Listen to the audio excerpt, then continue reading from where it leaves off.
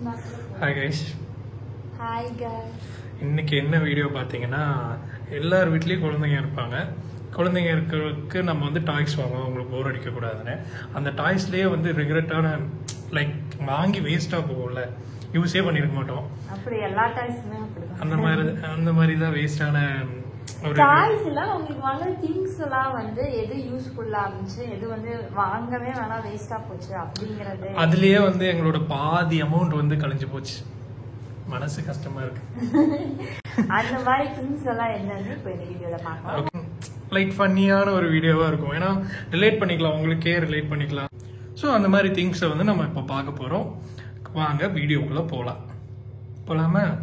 இப்படியே நீங்க அப்படியே பின்னாடி பாத்தீங்கன்னா தெரியும். இது வந்து நாங்க வந்து அவன் வந்து படுக்கிறதுக்காக கஷ்டப்பட்டு நான் வந்து வாங்கினேன். ஆனா இது அவன் யூஸ் பண்ணது எவ்வளவு நாள் யூஸ் பண்ணிருப்பான்? ஒரு நாள் 2 நாள், ஒரு 2 days மேக்ஸிமம், ஒரு 3 days. அதுவும் வந்து படுக்கல, கொஞ்ச நேரம் படுத்தான், அப்புறம் பிடிக்கலன்னு எந்திரிச்சிட்டான்.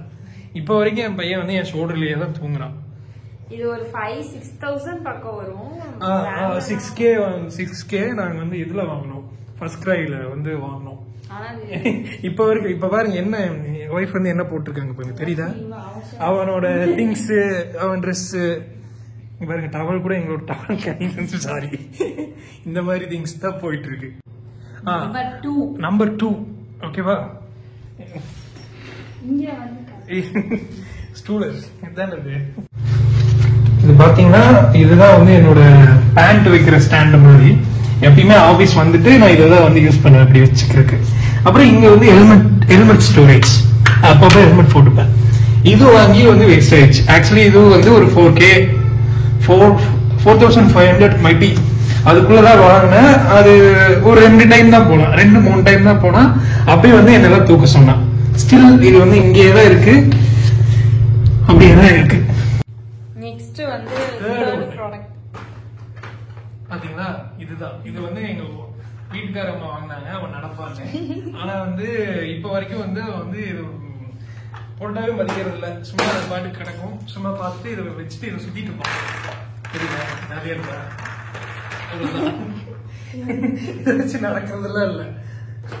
சோ இது வந்து ஒரு நாங்க வாங்கினதுல ரிக்ரெட் பண்ணதுல இது ஒண்ணு.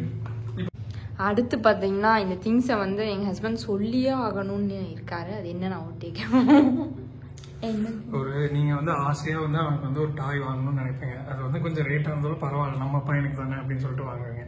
இந்த ஒரு டாய் மட்டும் 1000 rupees நினைக்கிறேன்.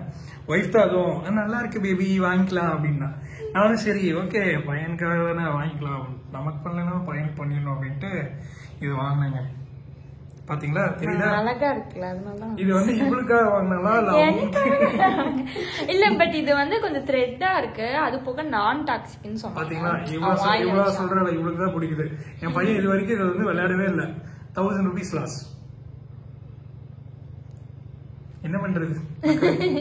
நீங்களே சொல்லுங்க, இந்த மாதிரி டாய்ஸ் வாங்கி வேஸ்ட் ஆனதுன்னா கமெண்ட்ல சொல்லுங்க, எவ்வளவு பணம் போயிருக்குன்னு தெரியும்.